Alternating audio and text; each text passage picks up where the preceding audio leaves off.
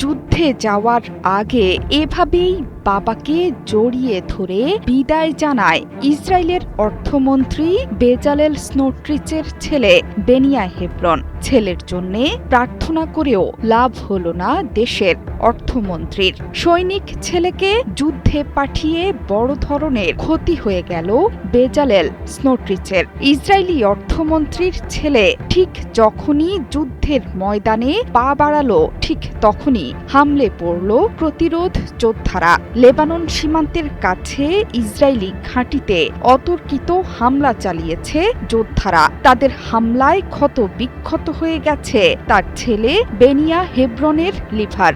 স্নোট্রিচের ছেলে বেঁচে থাকলেও মৃত্যুর সাথে পাঞ্জা লড়ছে। এই ঘটনায় অন্তত ৮ ইসরায়েলি সেনা আহত হয়েছেন। এর মধ্যে ৪ জনের অবস্থাই আশঙ্কাজনক। ইসরায়েলি গণমাধ্যমগুলো বলছে, আহতদের মধ্যে সংকটজনক অবস্থায় আছে ইসরায়েলি অর্থমন্ত্রী ও কট্টর ইহুদি জাতীয়তাবাদী বা জায়নিস্ট নেতা বেজালেল স্নোট্রিচের ছেলে। গত ৬ মার্চ এই হামলার ঘটনা ঘটেছে। কাতার ভিত্তিক সংবাদ মাধ্যম আল জাজিরা বলছে, ছেলের সংকটজনক অবস্থার কথা জানিয়েছেন বাবা স্নোট্রিচ।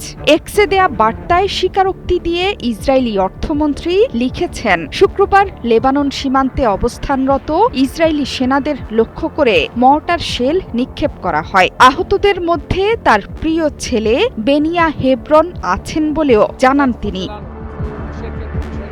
ইসরায়েলের কট্টর ডানপন্থী এই মন্ত্রী জানান, বিস্ফোরণের ধাতব টুকরা বা শার্পনেল বেনিয়া হেব্রনের পিঠ এবং পেটে ঢুকে যায়। তাকে দ্রুত হাসপাতালে নেওয়া হয়েছে। হামলায় শার্পনেলের টুকরো ছেলের লিভার ছিঁড়ে পেটের সবচেয়ে বড় রক্তনালীর দেয়ালে গিয়ে আটকে যায়। তবে সেটি যদি ক্ষতিগ্রস্ত হতো তাহলে পরিস্থিতি আরও ভয়ানক হতে পারত।